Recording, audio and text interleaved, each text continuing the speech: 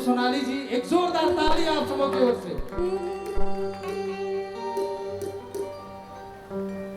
जैसा कि हमारे बाबला जी ने इतना अच्छा आप लोगों के बीच माहौल जमाया, इसे कहते हैं जागरण। और जागरण में क्या होता है, हम सभी कलाकार जगाने की कोशिश करते हैं, लेकिन कहते हैं ना कि देर ही सही आप लोग जगे। और जैसा कि अभी आप कुछ देर पहले 1 घंटे का, लगभग 1 घंटे का वो यहाँ पे जो झांकी चल रहा था शिव जी का, भोलेनाथ का, तो वो जो आपने वो रूप देखा महाकाल का, वो महाकाल का रूप एकदम विकराल है। लेकिन हम सभी जानते हैं 26 तारीख को तीज व्रत था। यहाँ पे माताएं बहनें जितने बैठी हैं, आप सभी ने जिन्होंने भी तीज का व्रत किया था जरा सा हाथ दिखा दीजिएगा।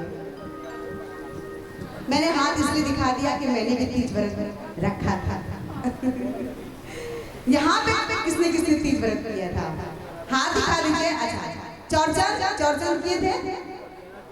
अच्छा चलिए कोई नहीं। तो हम सभी जानते हैं कि माँ पार्वती 16 सोमवार का व्रत उन्होंने रखा था शिव जी को पाने के लिए, सही है ना।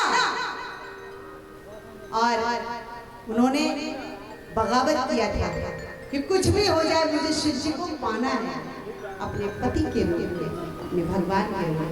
और उन्होंने तप किया, उन्होंने जंगल में मिट्टी का शिवलिंग बनाकर और वो जो तपस्या करने लगे, भोलेनाथ को तो आना ही था और उनके सामने वो साक्षात उन्होंने दर्शन दिए।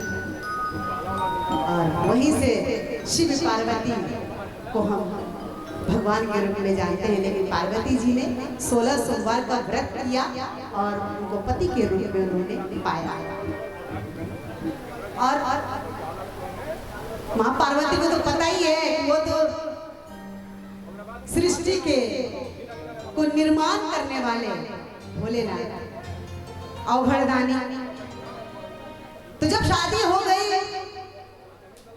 एक बार की बात है कि माँ पार्वती अपनी सहेलियों के साथ बैठकर गप्पे लड़ा रही होती।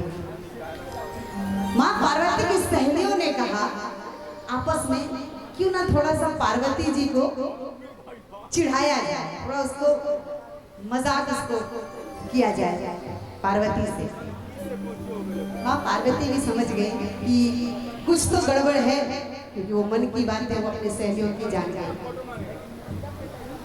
पार्वती जी से सभी सहेलियों ने कहा, ए पार्वती, ये तूने किससे शादी कर ली, किसको अपना पति मान लिया? न घर है न गाड़ी है, तुम महलों की रानी, पूरे ज्वेलरी से तुम लगा रहती थी, गाड़ी में जाती थी, और ये तो अवरदानी है, झोला छाप, न घर है न गाड़ी है न महल है। माँ पार्वती समझ गई, बोली हाँ बिल्कुल, मैं आज पार्वती। और उनकी सहेलियों ने ये भी कहा कि देखो पूरी सृष्टि को उन्होंने मालामाल कर दिया है तुम्हारे भोलेनाथ जी ने, सबको मुंह मांगा वरदान दिया है, सबकी मनोकामनाएं पूरी की है, लेकिन तुम्हारी मनोकामनाएं तो पूरी हुई नहीं, बस तुमने पति को पा लिया, न घर है कुछ भी नहीं है।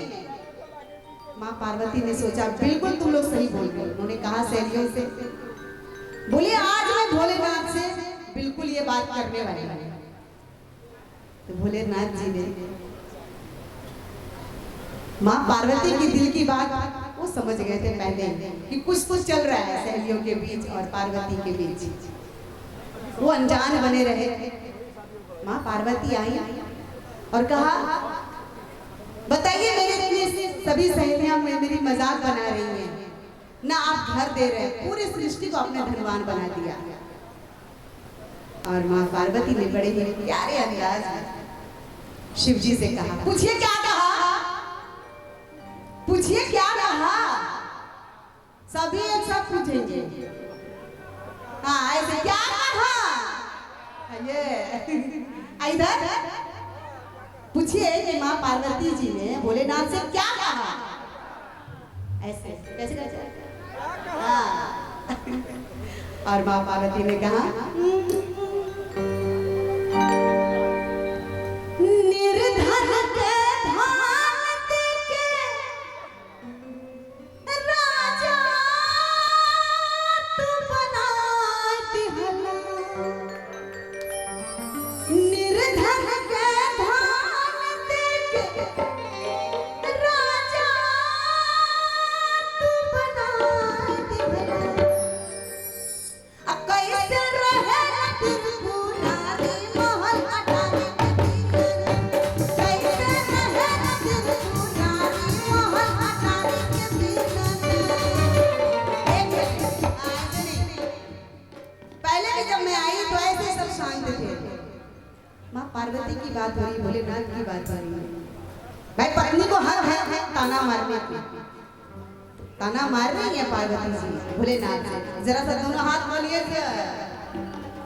हाँ जी। और ये बहुत खुशी की बात है मुझे कलवार सेवा समिति की तरफ से जो मुझे यहाँ बुलाया गया है, बहुत अपने आप को बहुत ज्यादा अपने आप को भाग्यशाली महसूस कर रही हूँ। तो जरा सा दोनों हाथों से चाची दीदी बहन जितने भी यंगेस्ट भक्तजन है सभी दोनों हाथ उठाएंगे। हाथ नहीं उठाएंगे जिनको भोलेनाथ ने महाकाल ने तो हाथ दिए हैं वही हाथ उठाएंगे। हाँ जी आपको हाथ नहीं दिए हैं। अब कैसे रहे त्रिपुरारी महल अटारी के बिना। कैसे रहे त्रिपुरारी महल अटारी के बिना। निर्धन के धान देके राजा तू बना दिहला। निर्धन के धान देके राजा तू बना दिहला। अपने घूमे लबन के भिखारी महल अटारी के बिना। अपने घूमे लबन के भिखारी महल अटारी के बिना।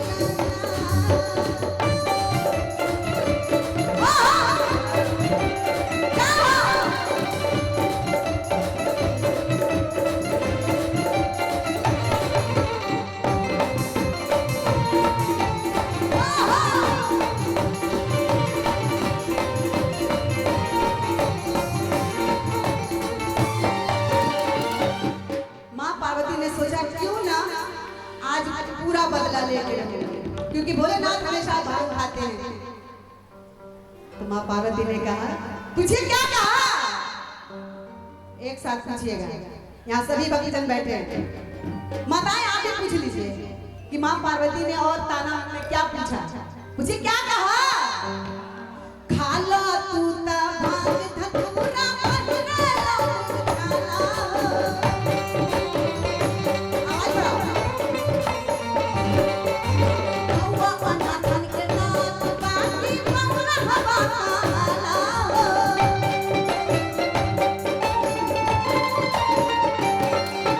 खाला तू ता भांग धतूरा पहिरेला खाला।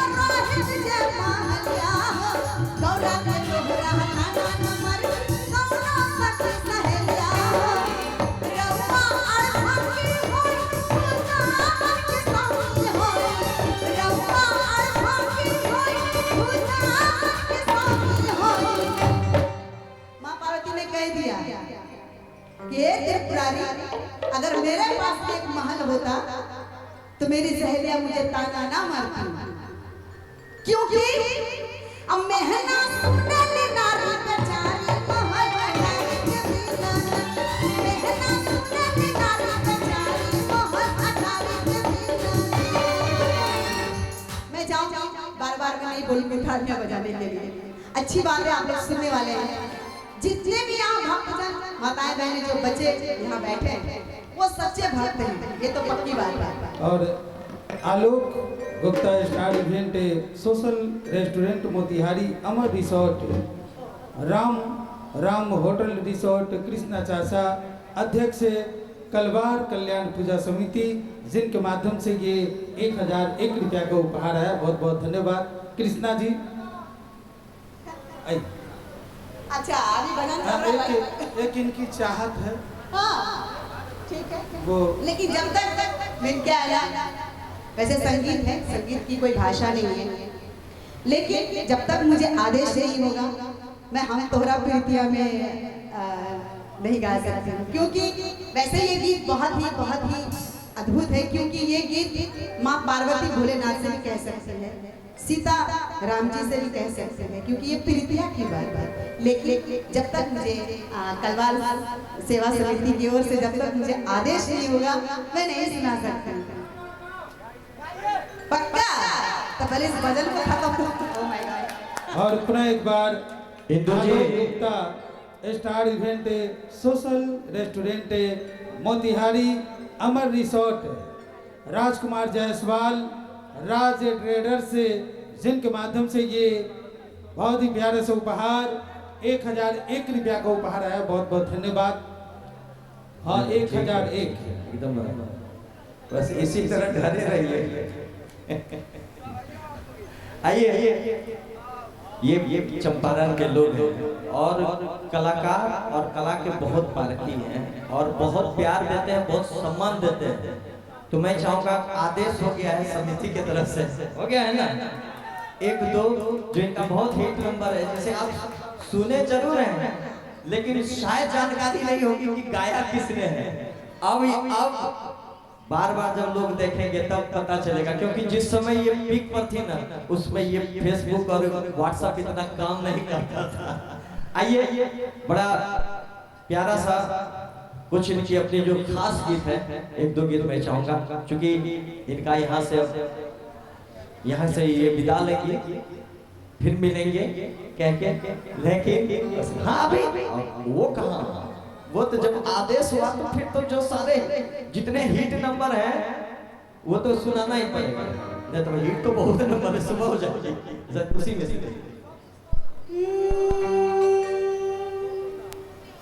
ये आदेश हुआ है